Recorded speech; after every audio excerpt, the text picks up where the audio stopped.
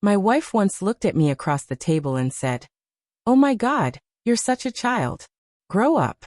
She said it with a mix of exasperation and disgust, like the mere thought of me being vulnerable or asking for help made me ridiculous. That was the moment something inside me shifted. I smiled, nodded, and said, "You're right. I should grow up." But when she later opened a manila envelope from a process server at her yoga studio, realizing it wasn't a counseling appointment but legal separation papers, she learned that growing up didn't look the way she imagined. I'm 34. She's 32. We've been married 7 years and thank God, we don't have kids. The last 3 years haven't been explosive. No huge betrayals, no screaming fights, but rather a slow decay. Respect leaked out of the relationship one drop at a time, until I was standing ankle deep in something I had no business tolerating. I let it slide for a long time because I loved her. I wanted to believe we could patch it together. It started small, almost like a pattern you don't notice until it's etched into everything. She mocked my hobbies. I build model trains. It's detailed creative work, but in her words it was childish. My friends, guys I've known for years, guys who have jobs, families, lives, were dismissed as losers. My career? I'm an electrician. I make a solid living. To her, though, it was pedestrian. Meanwhile, her blog, which maybe pulled in $200 a month, was the brand empire she boasted about endlessly. 3 months ago, I finally worked up the nerve to say something real. We were out at dinner, and I told her what had been circling my mind for weeks. Maybe we should try counseling. She laughed. I mean, really laughed. Wine nearly came out of her nose. For what? She asked, like I'd just suggested we join a pyramid scheme. For us, I said. We're not connecting anymore. You seem unhappy. I'm definitely unhappy. Maybe talking to someone could help. She dropped her fork, stared at me with this look like I had sprouted an extra head. Oh my God. You're such a child. Grow up. How is wanting to work on our marriage childish? I asked. Because adults don't need someone to hold their hand through life. If you can't handle being married without running to a therapist, maybe you shouldn't be married. So what's your solution then? Just keep being miserable. I'm not miserable, she snapped. You're miserable. Because you're emotionally stunted. Maybe work on yourself instead of dragging me into crying sessions about your feelings. It's not about crying. It's about communication. She rolled her eyes. Even the way you're whining right now. Man up, Jeremy. This is embarrassing. I didn't argue after that. I just paid the check and drove us home in silence. She posted stories on Instagram later, calling it date night with hubby Redheart, like nothing had happened. Then she went to bed chatting about her weekend plans with her sister, while I lay there staring at the ceiling, hearing her words on repeat. Grow up. Man up. Handle marriage.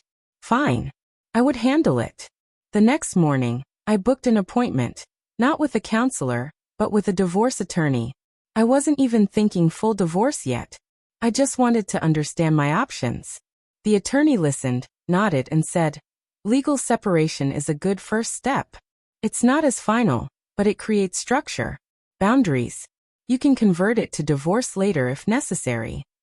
2 weeks later, I filed. She was served at her yoga studio, the one place I knew she couldn't throw a tantrum with all her image-conscious friends watching. The texts came within the hour. What is this? Is this a joke? Jeremy, call me right now. This isn't funny. You can't be serious.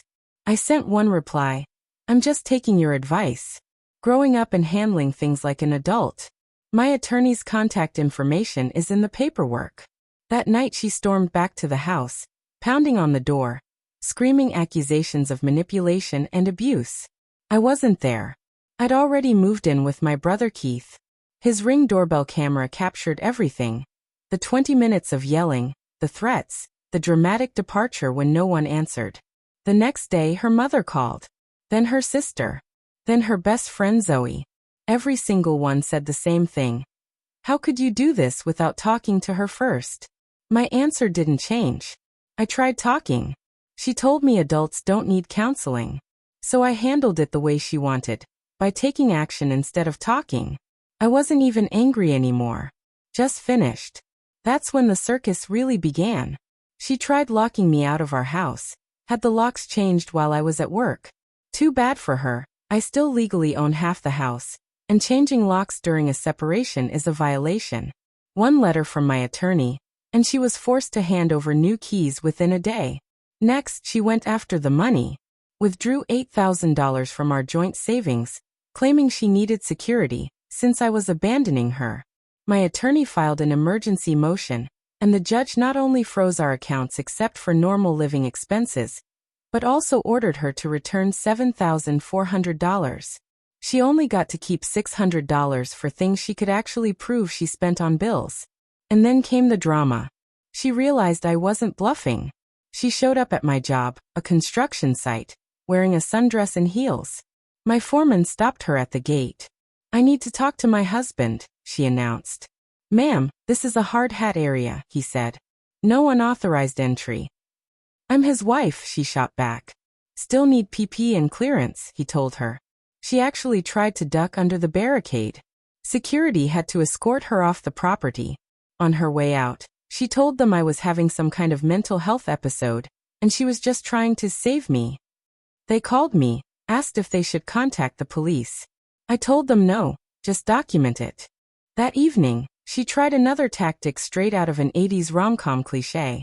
She turned up at my brother Keith's place, wearing a trench coat over lingerie. Only problem? Keith's girlfriend answered the door. Jeremy hadn't expected things to unravel so quickly. It started one night when Natalie tried to shove past Keith's girlfriend, Danny, demanding to know if Jeremy was hiding there, and mocking her outfit. Danny, who played college rugby, wasn't having it. The encounter ended with Natalie crying and yelling about being assaulted, though no police were involved. Danny even caught the whole thing on video. By Friday, Natalie sent an email to Jeremy's attorney claiming it was all a misunderstanding.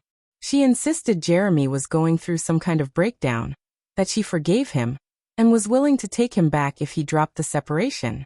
She even said she had booked him a doctor's appointment to treat his obvious mental health issues. Jeremy's lawyer fired back with a sharp response.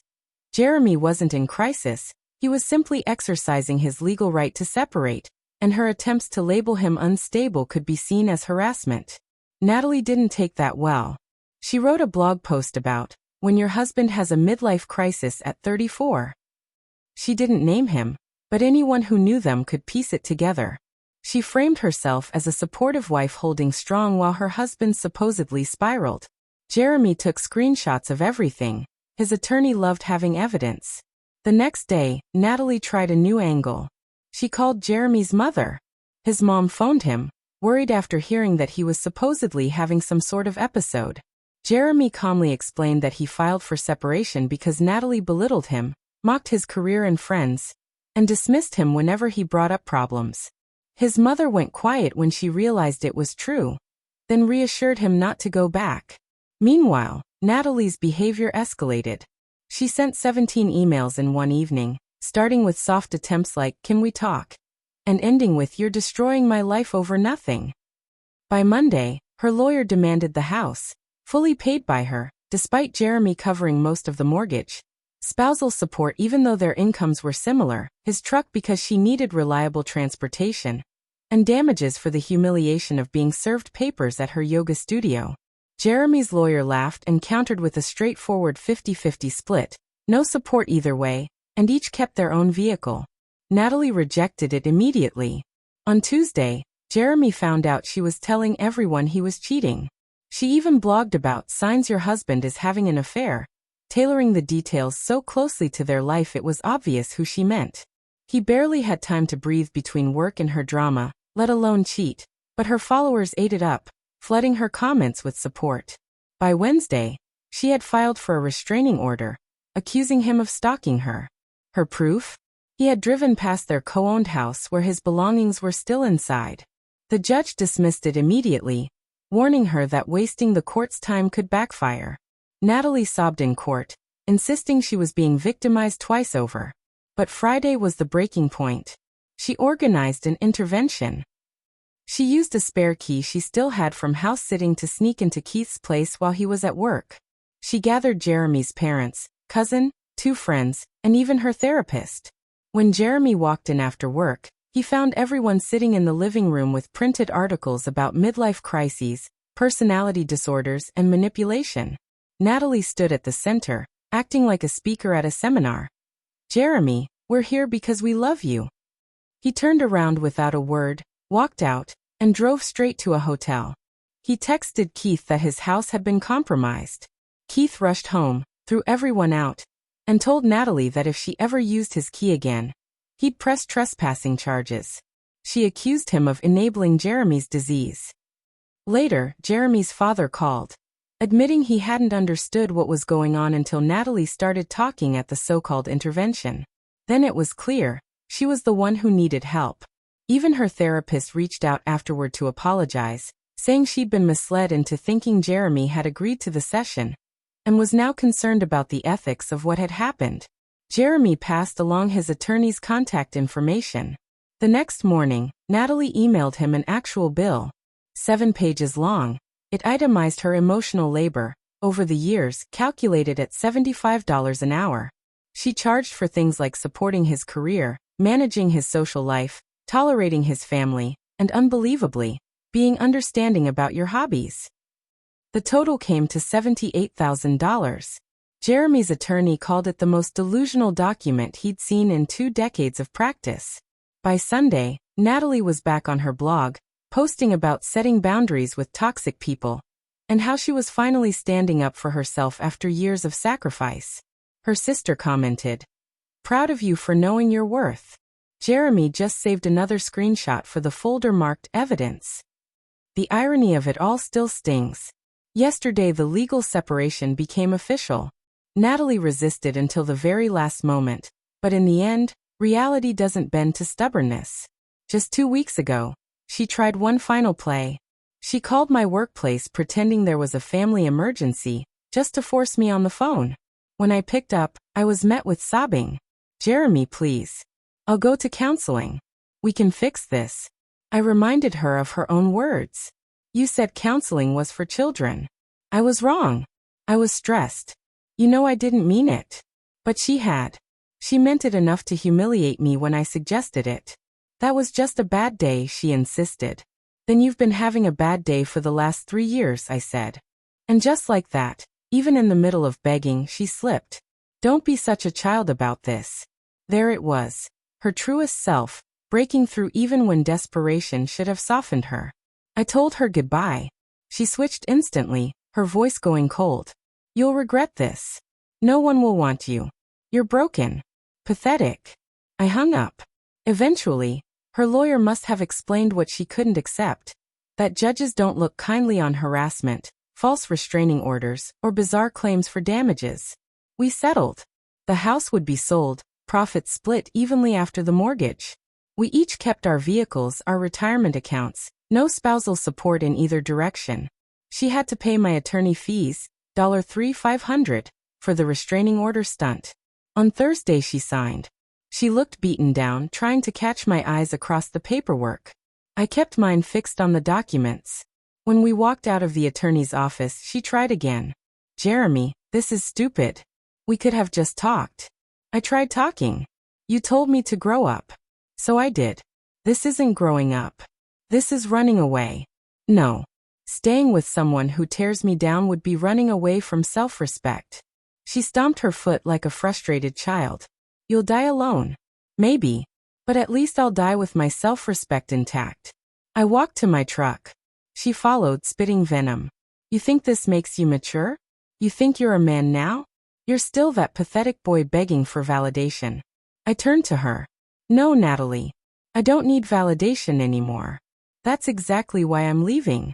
I climbed into the truck, started it, and pulled away.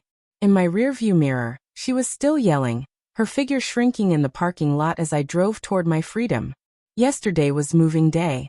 I had the morning, she got the afternoon. I loaded up my things, my tools, my books, my clothes. I found where she'd hidden my model trains in the rafters of the garage, and I took my grandfather's old restored radio. I left the furniture, the gadgets she loved, even the TV. None of it was worth my peace. On the counter was a note she'd left. "You'll realize what you lost. And when you do, I won't be waiting." I left one of my own. I already know what I lost. My self-doubt. Thanks for the clarity. Teeth helped me move into my new apartment. It's small, just a one-bedroom, but it's quiet. Nobody there calls my hobbies stupid. Nobody mocks me for having emotions. Nobody sighs or rolls their eyes when I talk. That night, I unpacked my trains, set them up in the living room, and spent 3 hours designing a new layout. I didn't have to hide them. I didn't have to apologize for enjoying them. This morning, I saw her blog post, Rising from the Ashes. How I survived emotional abuse. I don't care anymore. Let her spin her story however she wants. The people who matter know the truth. My mom called earlier. How are you, sweetie? Good, Mom. Really good. Your dad and I are proud of you. It takes real strength to walk away from someone who doesn't value you. I told her Natalie had accused me of being childish. Mom laughed softly. Children don't file legal paperwork and manage separation like an adult. Children throw tantrums in parking lots. We both laughed. Tomorrow, I'm finally doing something I've wanted for years, joining a model train club. They meet every Wednesday. Natalie always said it was humiliating to be seen with grown men, playing with toys. But I don't care about embarrassment anymore. I care about what brings me joy. The separation will stand for 6 months before it can legally shift into divorce. Through mutual friends, Natalie's already hinting that she expects me to come to my senses before then. But I've already asked my lawyer to prepare divorce papers for the earliest possible date. Growing up doesn't mean swallowing disrespect and calling it love. Growing up is knowing you deserve better. And having the courage to walk away. Natalie was right about one thing. I did need to grow up. Just not in the way she thought.